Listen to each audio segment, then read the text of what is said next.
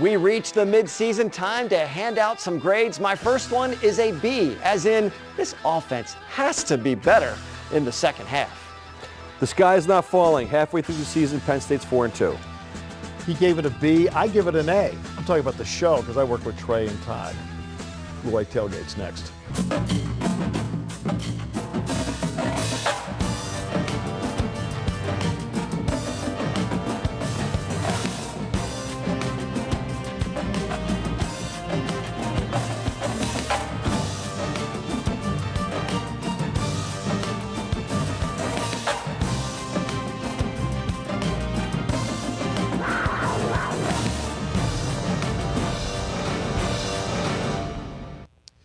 As Trey said, the sky is not falling. They are 4-2 at the halfway mark of the regular season. I'm Steve Jones, Trey Bauer, Todd Sadowski. Great to have you with us for Blue White Tailgate presented by Coors Light.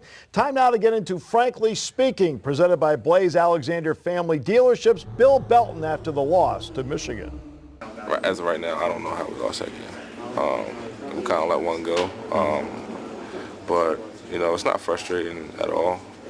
We just got to continue to keep grinding away. You know, we got a bye week, got a chance to get healthy, get ready for Ohio State, and get back on track. It is one that slipped away. I mean, that one slipped away. Absolutely slipped away. It was a subpar Michigan team. Penn State, I thought, was prepared with the week off. They weren't. All right, offensive struggles. We know what's happening. Everybody in the world knows what's happening. What are you saying? Yes, well, anytime your opponent has the Defensive Player of the Week in the Big Ten Conference, not a good sign. Jake Ryan was named the Big Ten Player of the Week for his effort for the Wolverines against Penn State. Obviously, everybody pointing to the offensive line, a very young unit. They weren't able to control the defensive line. And really, if you go through that game, scored on their first 3 possessions. Yeah. And you thought, 12 minutes left in the second quarter. We got 13 points already. How in the world did they end the game with only 13 points? So last 9 possessions, only a little over 70 yards. So it really took a turn for the worse after those first 3 possessions. And defensively, obviously, 5 of the 6 opponents have been held under 300 yards so far. The Penn State defense is playing great. I mean, the fact is that they're in the top 5 nationally in scoring. At the end of the day, all it counts is, are you preventing the guy from scoring or not? And they're doing a great job with that. And then there's the special teams part. Ficken, we'll get to Sam Ficken later. That part's fine. Kickoffs. You feel if you get the ball to the 30-yard line, you're going to get points. He's doing that well.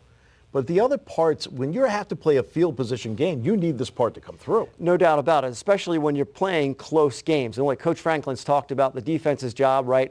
Just get more than, keep them less than the offense. We'll talk about that a little bit later as well. But when you're playing field position battles like that, you cannot kick at 29 yards and then the other team kicks at 52.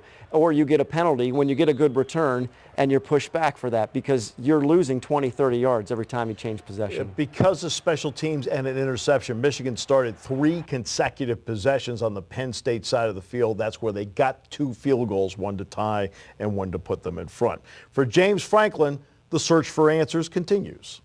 The bye week's coming at a good time. We got a lot of work to do in a lot of different areas. We really do. We knew we were going to have some challenges up front, but it's enough. There's been enough talking about that. We got to start getting better, and we got to get it fixed fast. Now the remaining schedule. It starts next week with Ohio State coming into Beaver Stadium for the whiteout game at 8. Then it's going to be Maryland after that. Then you have a trip to Indiana. And that's how the schedule plays out. Now the question is, people are saying, where do you find wins? So I don't know where you find wins on this schedule. I love Penn State, as you all know, and Steve knows and Todd knows. It's going to be a rough stretch for Penn State. Schedule-wise, but certain things have come into play. You're not really sure what Maryland brings to the table. Indiana now has to change quarterbacks because Nate Sudfeld's out for the year, so you don't know. So you're talking about Maryland and Indiana. We still have Ohio State right in front. And I'm joking because I think we all see what's coming with Ohio State in the sense of you can't put up points on the board. They scored a lot of points against us last year. They got a good offense. They're going to put up some boards. That's going to be a tough game. Beyond that, look, they got to find some points somewhere, somehow. And in the FBS, teams are averaging 30 points a game, guys. And we're not getting over 2 touchdowns, 15, 16. We're not even getting to 20 points for victories in the defense. Is playing well enough for us to get victories if we can just score 20. To give you an idea of Ohio State efficiency at the moment. I talked about the drive starting on the plus side of the field. Ohio State this year has started 13 drives on the plus side of the field. You know how many drives the opponent has started on Ohio State's side of the field? 2. That's how you play it. Yep. We'll take a look at the offense in a few moments as Todd, Trey, and I come back with Blue White Tailgate presented by Coors Light after this.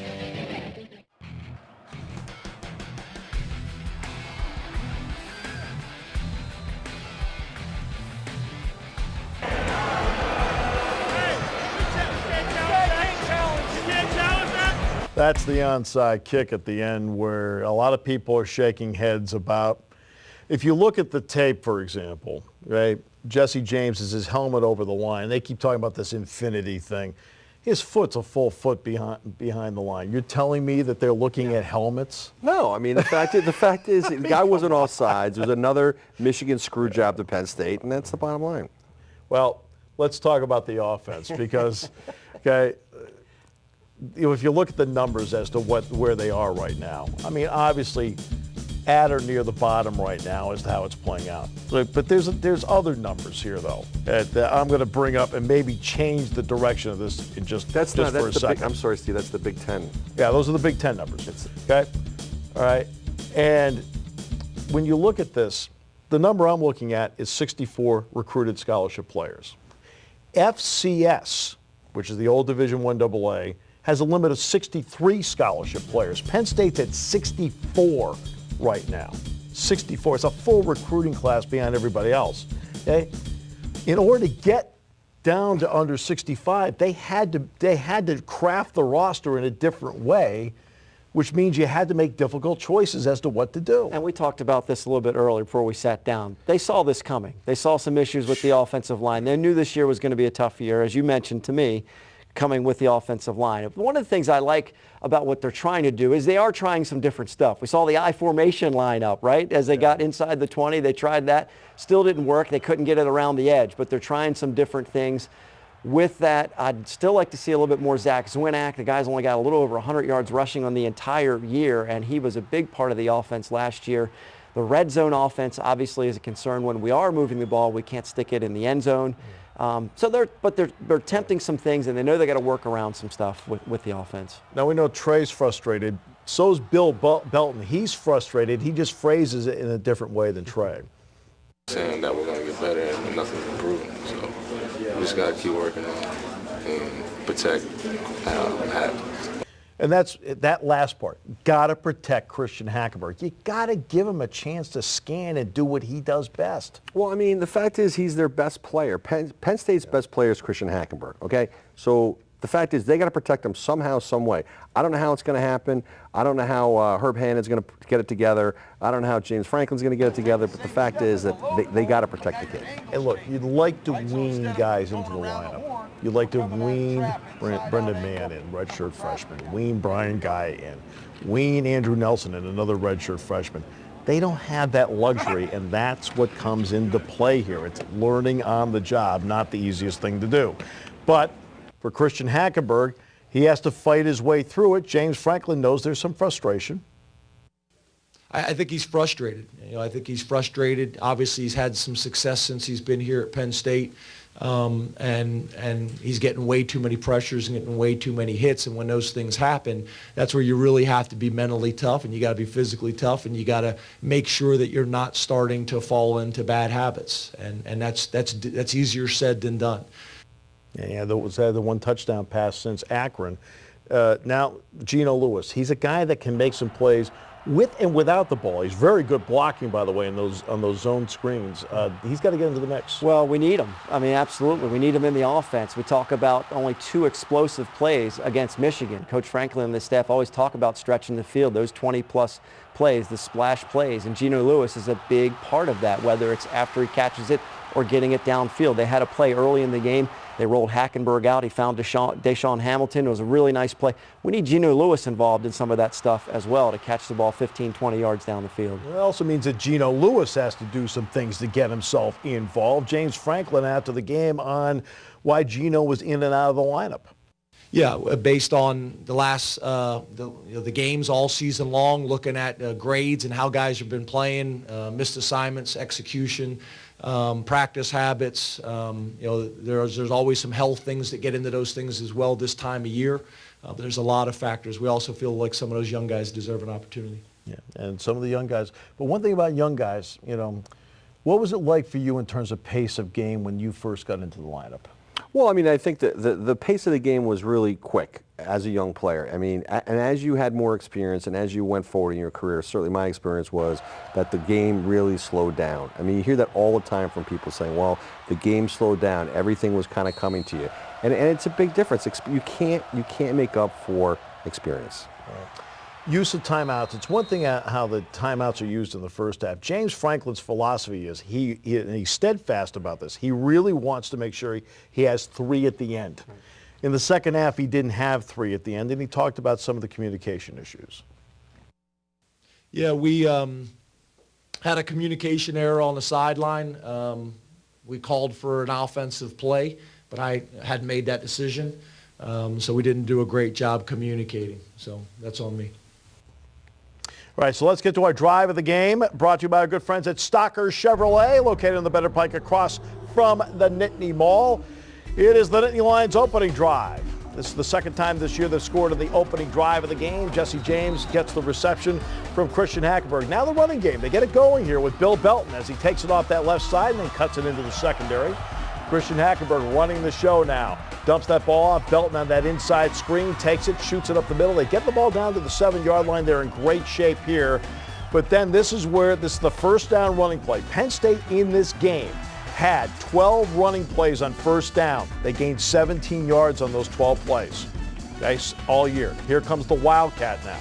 They try to run the Wildcat out of it. Then they dump the ball to Kyle Carter. That ends up being a miss. And then Christian Hackenberg here on third down. Has to roll out. Everyone's covered. He does the right thing here. That's a coverage sack there. He says, we'll get points out of it. They get points out of it with Sam Ficken. And Sam Ficken drives it home.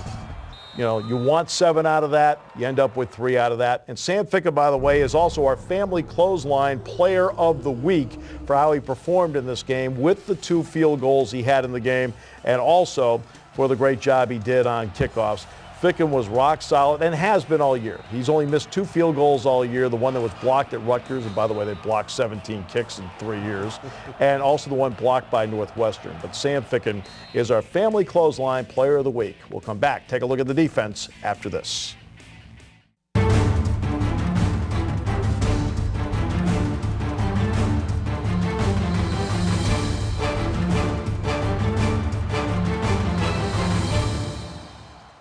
Great defensive effort by Penn State.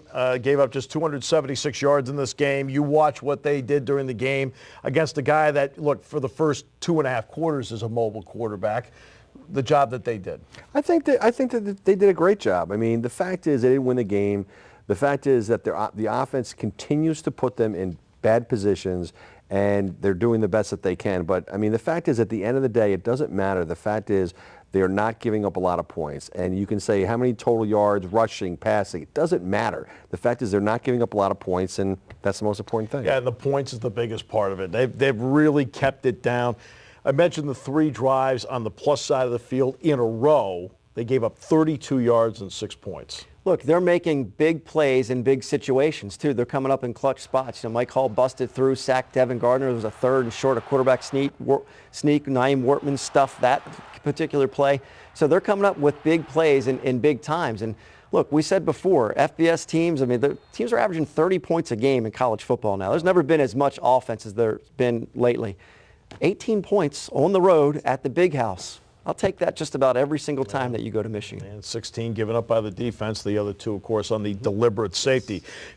Todd referenced Mike Hall. He is our family clothesline defensive player of the week for the job he did against Michigan. 11 tackles, a sack. Here he comes. I give Gardner a lot of credit here for hanging on to the ball. The way Hall went after him, he attacked him, and Gardner held on to him on that play. And I actually thought that was a key play for Michigan, that he did not put the ball on the ground. But that's how Mike Hall played all night long.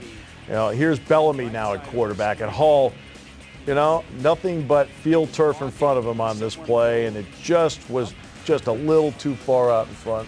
Well, I think it's one of those things where it was such an easy play to be made. It's kind of like, how do you have guys with like a fly ball in baseball. A guy just drops it. It's like it was just too easy for him. All right, okay, here's our hit of the week.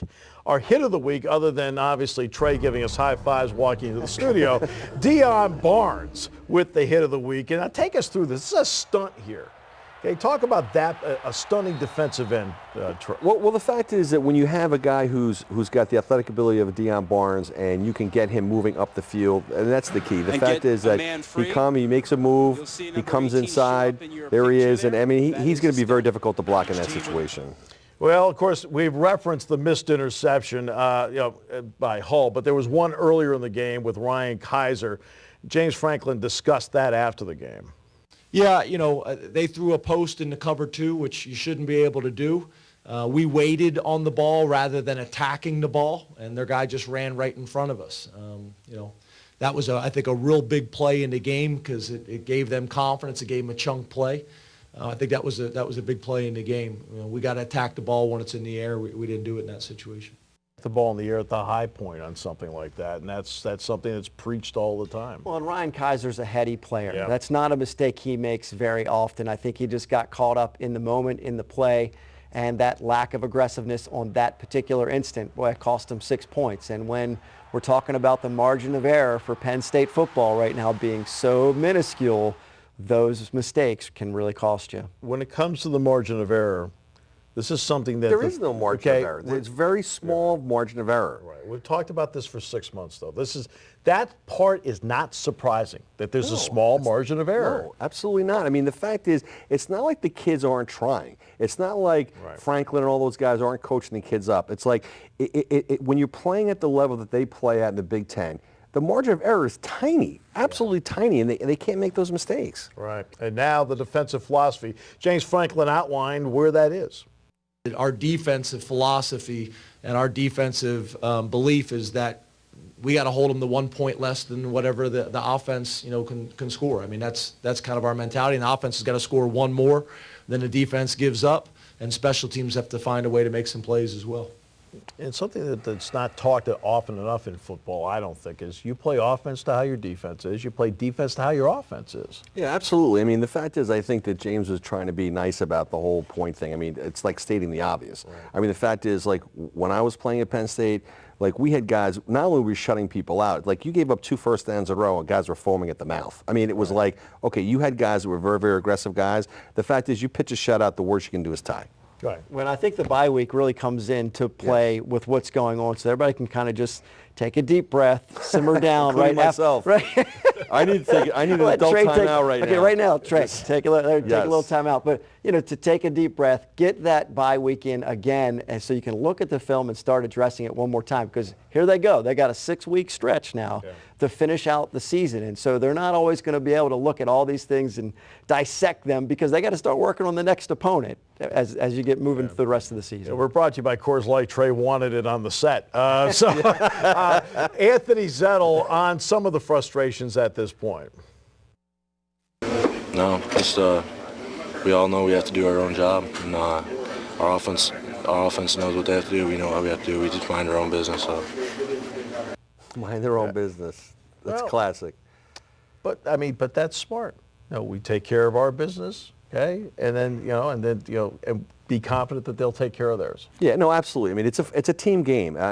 You could just see in his face how frustrated he is. The fact is, they're pretty much doing everything they possibly can, and to lose 2 games in a row like that, it's just. And that's where you bite your tongue until yes. it's bleeding if you have to, because it's counterproductive to bring it up, especially out in the open, and especially right after a loss. I mean, young kids like that, you get emotional. Even coaches get emotional, and they say things that they wish they could take back later. I think it's smart.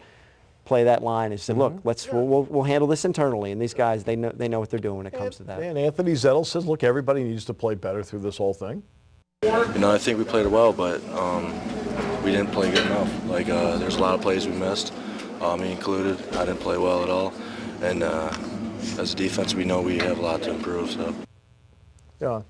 Look, it's very difficult to have the media come in and be on top of you after the game, which is, it's a responsibility. You know you have to take care of it, but they handle itself with poise and class and move forward. Yeah, well, I mean, I think he did a great job, and, Yes. and the kids, it's a very likable group of kids. I mean, it's not like you want to root for them and you want them to do well. They're staying together, which is really, really important, because at this point, you know, the wheels could come off and then you got big problems. Well, coming up, we'll have a talk with the BTN analyst Gerry Dinardo, talk about the Nittany Lions, about the Big Ten in general, as we move forward with the Blue White Tailgate Show presented by Coors Light. Gerry Dinardo coming up next as we continue right after this. We are Penn State!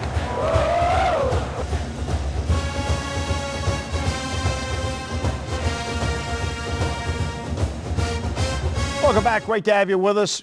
Very pleased to be joined by colleague, good friend, outstanding analyst Gerry Dinardo, BTN. Gerry, welcome. Great to have you with us. Thanks, Steve. Thanks, Trey. Hey, let's start out. Christian Hackenberg. Now, obviously, you're talking about a great talent here. In Penn State's situation, for example, if they had other options in the world, how much would a read option help? Well, a read option helps every team. You know, whether a team can make a living on it or not, it's like any other component of any offense. But it certainly would help. You know, I've talked about this with Christian Hackenberg, certainly with Devin Gardner at Michigan. It has helped. You know, really, and I mentioned this on BTN Live the other day, Steve, you know, Christian Hackenberg, I think what the Eagles are doing may be a better alternative than maybe the read option, because there's a guy who integrates the spread and the pro formation but doesn't run the quarterback. So it'll be interesting to see how this plays out with Christian. Hi, Gerry. Trey Bauer. Nice to have you on the show.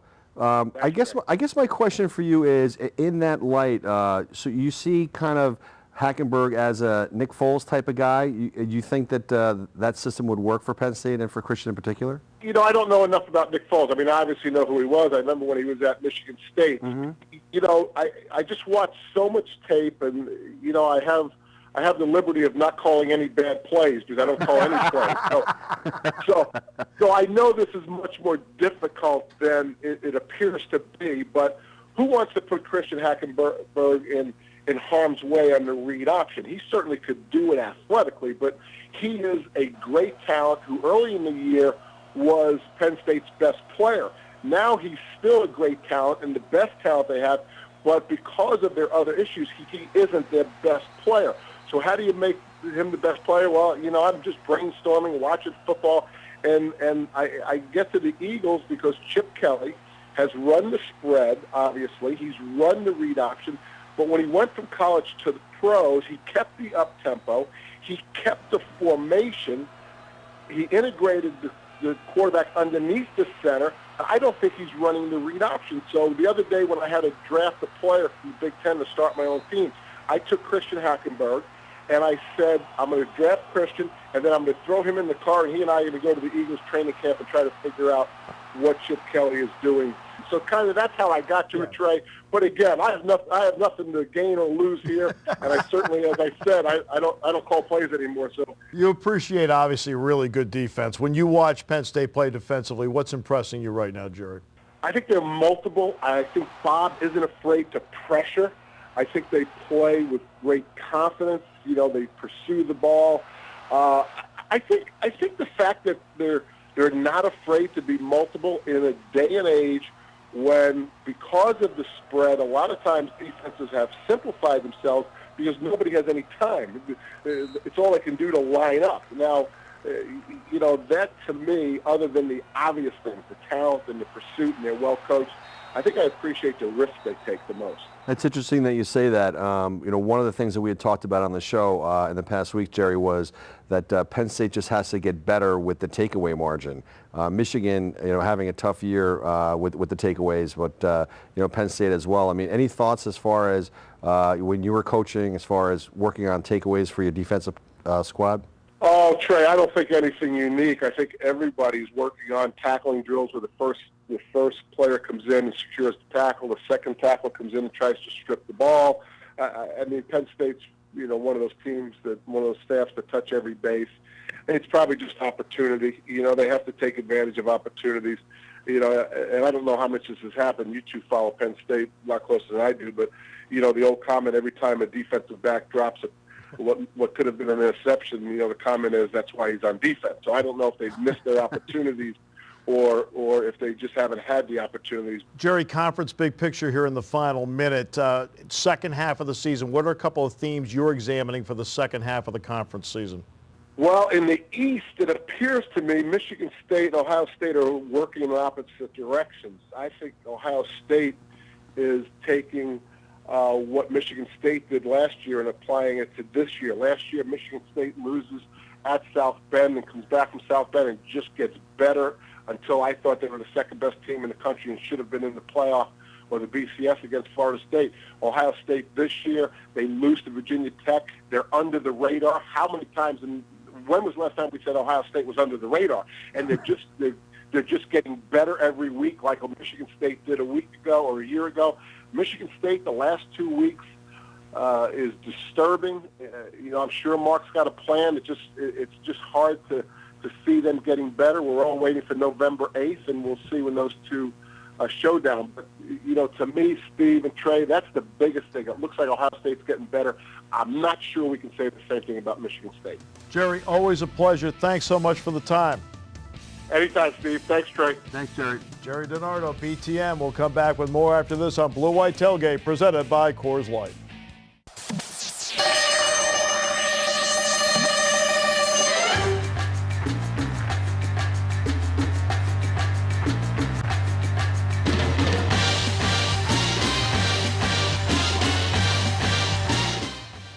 Thank you, Mr. Phelps. We welcome you back. We are now going to hand out grades to our production staff. No. Yeah, that's right. Oh, wrong grades. Got a lot of beefs with you people now. Sorry. That's actually for the Christmas party show. All right. So let's get to some midterm grades. Let's start out with, obviously, all right, the running game. You get to go first. The running game? The running game is I don't know, is an M? Okay. An M? Like F? Worse than F? Yeah. What do you say? Yeah. D- at this point. Let's get it going, boys. Yeah. D- on that one. Yeah, you got to be able to obviously kick that one into gear because you have to. It's not just the number of yards, it's the threat of it as to what you can do. As I mentioned, on first down. I was just going to say, repeat that statistic because that says it all. 12 times on first down. They ran 27 first down plays against Michigan. 12 were runs, 17 were passes, okay, during the course of the game. Or actually, it's 12 and 15. 12 carries, 17 yards. Now, the 15 passes netted 133. All right, so, yeah. I mean. So what does that do for you on second down, right? Second and long. Right, second and long. Passing game. Passing game, I would give a C at this point in the season. Okay. I'm going to go a little higher. I mean, Christian Hackenberg is leading the Big Ten in passing. Right. I'll give it a B plus right now for the passing game. That's just great inflation, Todd. Great inflation for Todd. Okay. Everyone gets a trophy. Everyone doesn't get a trophy in this world. The one thing that because of time, they can't. I think they're having trouble stretching the field in the passing game right now. Yeah. See, what happens? There's a domino effect as to things that you can't run or you're hesitant to run. Yeah.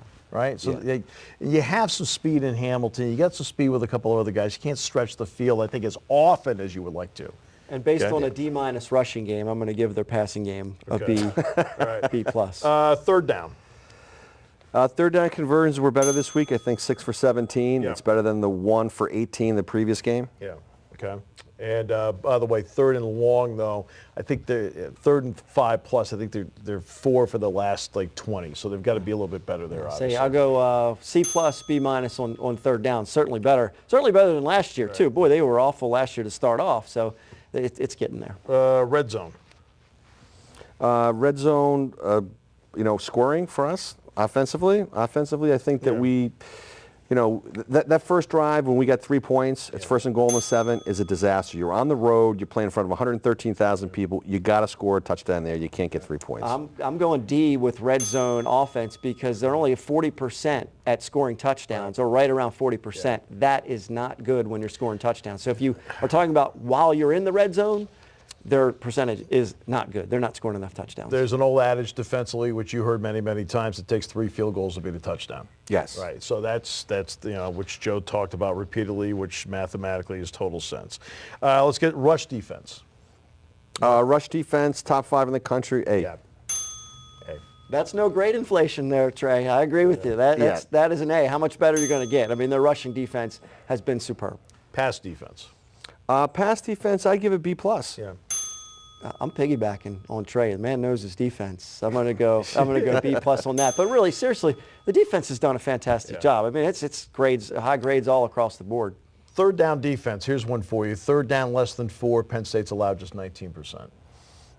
I would say it's an A- for the year. Yeah. Keep them coming. Keep them coming. I got a solid A. Are you kidding me? Steve Jones pulls out that number, 19%. Solid A. Solid A. Give it to him. Red zone defense. Red zone defense, I think that they're, I would give them a B. B+. They don't really give up many points, and that's the most important thing. They earned extra credit in my book for red zone defense and for what they're doing. So we'll go. They get lollipops too, Todd? Like, seriously. Just a tad higher. Yeah, all the extra credit they're doling out these days. Get involved here, for God's sakes. I'm trying to get involved here. I'm listening to the two of you. I feel like I'm in a Little League game. Get involved. I'm steering the conversation. Please. Okay, I'm going to special teams next. I think you got to break this down in a couple ways. First of all, Sam Ficken. Sam Ficken, solid B. Yeah, B, definitely. B+ maybe. I mean, he's been really good. Okay. Kick cover. Kick cover, C, average. Okay. Yeah, no better than that, right, Steve? Come on, you're just rolling through these. He's staying out of it. No, I agree. It's been pretty average for the kick return. And how about the punting part of it, obviously? Punting, not very good. I'm going to, just because I'm a homer, I'm going to give him a C. Okay. I'm going lower than that, especially in the last game against Michigan. I mean, look, we're talking about razor-thin margins here.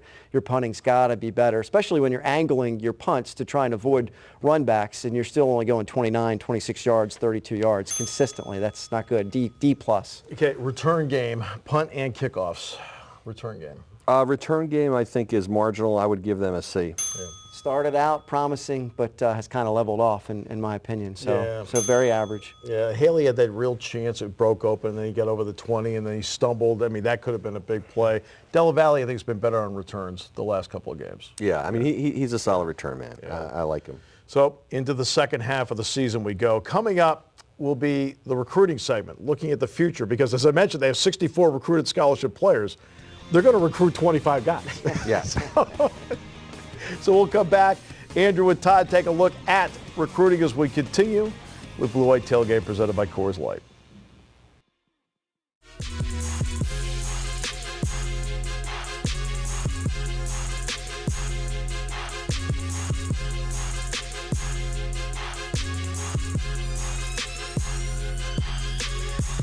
Welcome back to Blue White Tailgate. It's time to talk recruiting, sponsored by Central PA Dock and Door. Andrew Callista is in with us now. And Andrew, this is the second bye week in 3 weeks. So not only are the coaching staff getting a chance to rest their players, also getting on the recruiting trail a little bit. So an important week, the last bye week of the season. That's right. We saw the first bye week, how the coaches, they all scattered Thursday and Friday and Saturdays. They got out. Coach Franklin was flying around in a helicopter. We expect that to continue this week.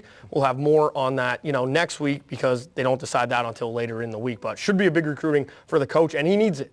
They're struggling on the recruiting trail right now. Yeah, getting some flight time out there in the helicopter. They're going to get some miles on that thing as well. All right, yes, kind of in a strange recruiting time right now. One of their best guys, or one of their most vocal guys, he has been vocal about visiting other schools. That's right. The big D end, Adam McLean. Right now, I'll call him a McLean lean towards Penn State. Adam Friedman from Rivals.com. He spoke to him. He has set 3 of his official visits. They're going to take place after the season. Penn State's going to get the middle one, but he's going down to Ole Miss. He's going to Tennessee.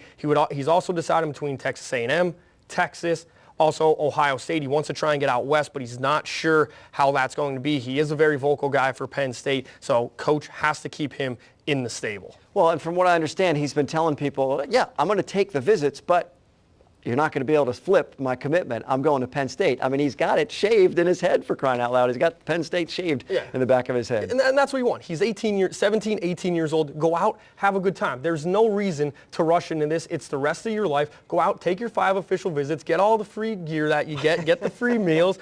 It's part of the college experience. It is unusual, because you would think kids would say, hey, they're free vacations, they're free trips. why wouldn't I go ahead and experience that? But of course, the team that you commit to, they frown upon it once you've said, hey, we're coming there. They get all nervous, but rack up those frequent flyer miles and get a United card. All right, junior college. It doesn't really mean you have to go just straight to the high school to get all your coaches. There's a JUCO kid out there that plays well. Yeah, Tim Owens from BWT, great guy. Super in the know, along with Ryan Snyder over at Blue White Illustrated. Brandon Pertile, offensive tackle out in Mesa, Arizona, junior college. Right now committed to Oklahoma State, wants to enroll early, but the coaching staff made communication with him this week. So look for him. You know, there's mutual interest right there. Well, anywhere you can find an offensive lineman right now, that's where Penn State is going to dig. And finally from you, just to comment on your road trip out to Ann Arbor. I know you would like to have come back with a different result, but what did you see while you're on the road? Well, yeah, you always want to come away with a win. You don't like that 8-hour drive back when you lose. But I got to say this, Michigan, you do your stadium, one of the best that I've ever been in, your big board. There's no advertisement, constant team stats being updated. You have out-of-town scores rolling, and what I really love, they play highlights of their alums who are in the NFL. I mean, you have to like that. Here at Penn State, we get Chesapeake High Energy Performer full screen. That's not the way you do it. Stop with the advertisements in Beaver Stadium. Do what other big-time programs do. This isn't minor league baseball. All right, we got about 30 seconds, which gives us plenty of time for the Health South injury update because we really don't get that much information. A couple of guys playing hurt. Donovan Smith may be one of them. And then also Naeem Mortman is back. So Health South injury update hasn't changed a whole lot. Naeem Mortman, he's back with the hand injury. Donovan Smith, it's very visible that he's playing about 50-60% right now. And Miles Diefenbach, heard some chatter on the sidelines, so maybe an alum that was talking to him. He's expecting to come back, and Coach Franklin did say, we're going to be getting some people back. That's only one of two guys I could think of. All right, we add the question mark next to his name. All right, thanks a lot, Andrew, for all the insight. We'll be right back here on Blue White Tailgate, sponsored by Coors Light.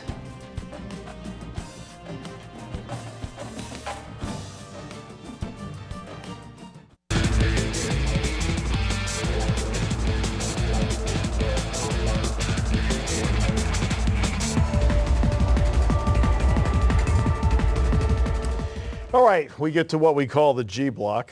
And while I consider Trey and Todd to be a dynamic duo, let's look back on a great dynamic duo in broadcasting that Penn State fans loved and adored. Fran Fisher on his old broadcast partner George Paterno upon further review. On open dates, this Upon Further Review segment gives me the opportunity to vent or reflect. It's reflection time. The first time I met George Paterno was at Joe and Sue's daughter Diana's wedding. Liked him from the first handshake. Got to know him better when, in the early 70s, during my first radio stint, George was the analyst for the Penn State Football Delayed Television Network. Some of you may remember when the games were taped on Saturday and aired usually on Sunday. Ray Scott, one of the great ones, was the play-by-play guy.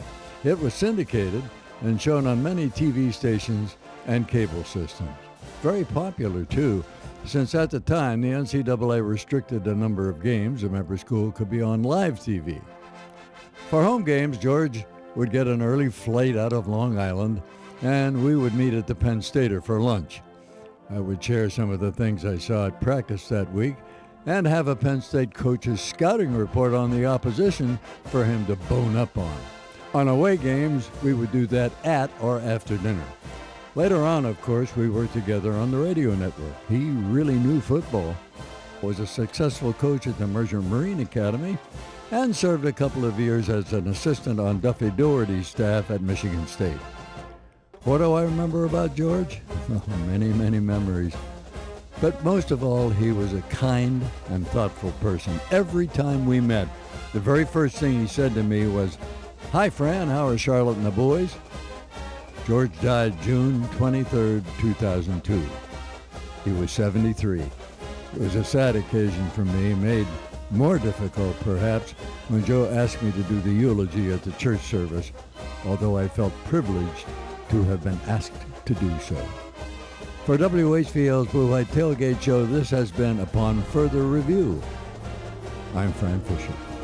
And Fran, by the way, that day gave a beautiful, thoughtful eulogy at the church.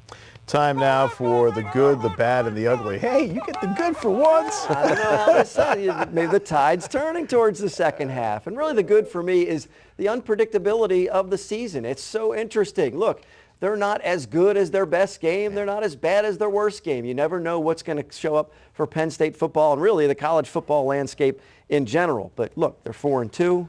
As Trey said, the recurring theme is the sky's not falling. We'll see what they can develop here in the bye week and move on in the second half of the season. You get the bad boy. The bad, well, let's just talk real quick. So Todd got the lollipops, and that's why he got the good, because everybody gets a trophy in Todd's eyes. Flowers, that's right. The bad I have is the Ryan Kaiser fair catch on a post pattern in cover 2 at Michigan. Love Ryan, love him, but that was just not a very good play. The ugly. Well, after Todd Gurley and Georgia, now you have Jameis Winston being accused. There are 2 red flags that come up with it. Number 1, there are 500 to 900 items and all sequentially numbered. Okay, that's red flag number 1. There's been no accusation that he received money, but the second red flag is that it's him. Because every time you turn around, he's in trouble. And the only person that never seems to want to discipline him is Jimbo Fisher. All right, let's get to the games. Notre Dame's playing Florida State this week. Okay, I knew you'd love that. All right, let's go through it. Kansas State, Oklahoma. I think Oklahoma's too much. I think Oklahoma's a good program. I think that they're going to wax them. Oklahoma really needs to assert themselves if they want to get back in the picture nationally. They will win big. Texas A&M, Alabama. It's kind of the cheater bowl. I think that Alabama's going to come back. Texas A&M is just they're not the real deal. I'm just concerned that you're not being honest enough with the audience. I just call like I see it. I mean, we're going to have to on the bottom of the screen. We're going to put graphics. What Trey actually means is. Yes. Yeah. And, you know, and I think it's interesting. Look, the Aggies are reeling, but how about Nick Saban complaining about his fan base, who's complaining that they only won against Arkansas by 1 point? He's whining and complaining about the fan base, who's whining and complaining that they only won by 1 point. Notre Dame and Florida State. Your love and passion for Notre Dame has been evident on this show from day one. I hate Notre Dame. I never liked Notre Dame. The fact is, for them to be playing Florida State, so you've got, let me see, you got the academic cheaters on the one side with Notre Dame, right? No one ever talks about that. Then you have Florida State, which is the autograph session controversy for. That's the latest one. Yeah. I don't care. I think Florida State beats them. I don't care. But I think they beat them. I am looking forward to this segment more and more every single week. Just to hear Trey in this segment talk about other programs. It's fantastic. You get to pick the game, by the way. Oh, well, I don't really like Notre Dame either. So we'll go with the Seminoles. Yes. I think Everett Golson's going to play really well. Yeah, he is a good player. Really. It's going to be close. It's going to be close, but I think playing down there helps them. Yeah. And I think Florida State will eventually win, and they'll carry Jameis off the field. Just a real quick stat that I heard about Florida State. Their margin of victory last year was greater than the number of points they're scoring this year. That's how special of a team they were last year. Yes. Around the Big Ten, Iowa's at Maryland. I know you don't care. I don't care, although my friend Kenny Hoppin from Harrisburg, Pennsylvania, is a Maryland grad. I hope that they beat the Hawkeyes. All right. Maryland's coming. Better care about the Terps. Let's keep an eye on them because they're coming to Beaver Stadium very soon. Okay, very quickly, final seconds. Rutgers at Ohio State? Ohio State by 100. Less than 100, I'll say. And with that, you would understand why I enjoy sitting down with two experts. And we'll be watching the games with all of you this weekend. They put down here keys to the game. My key to the game is putting my feet up this weekend and enjoying all the football action. We can't wait to preview the Ohio State game for you next week on Blue White Tailgate, presented by Coors Light.